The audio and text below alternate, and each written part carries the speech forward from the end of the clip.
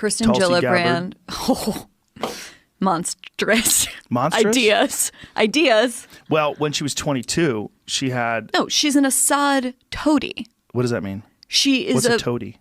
I think that I used that word correctly. Jamie, can you check what toady means? Like toeing the line? Is that what it means? No, I think it's like a Toadie. What does that mean? I think it means what I think it means.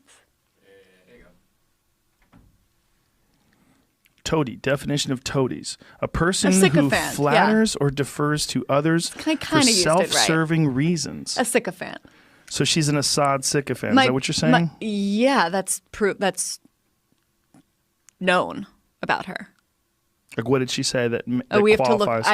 I don't remember the details. We I've read probably it. should say that before we say that about her. We should probably read it, rather.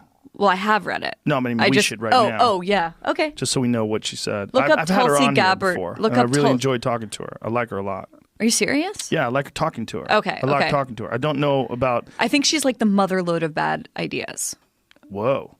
I'm pretty positive about that, especially on Assad, but maybe I'm wrong.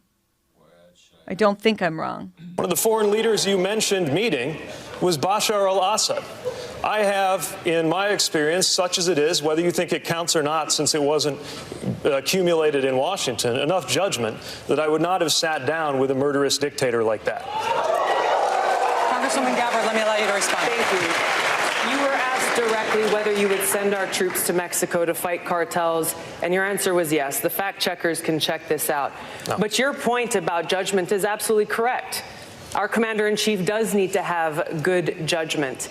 And what you've just pointed out is that you would lack the courage to meet with both adversaries and friends to ensure the peace and national security of our nation.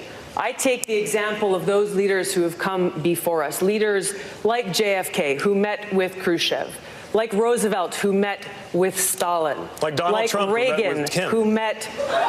Meeting with Assad, which I thought was great. I mean, Assad, whatever, I'm not endorsing Assad, but he did protect religious minorities, including Christians. I'm a Christian. Christian leaders in the region say that. You have a right to make that point. They haven't let you make that point, or any point. They just dismiss you because of that.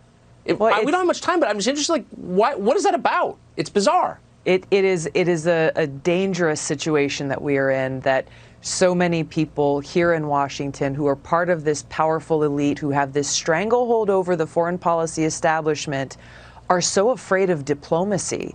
And they cast out people like me who are calling for a foreign policy focused on cooperation and diplomacy rather than confrontation as something weird or bad or to be suspicious of. When you look at so many leaders throughout our country's history who have made those tough decisions to exercise diplomacy to prevent our country from unnecessarily going to war.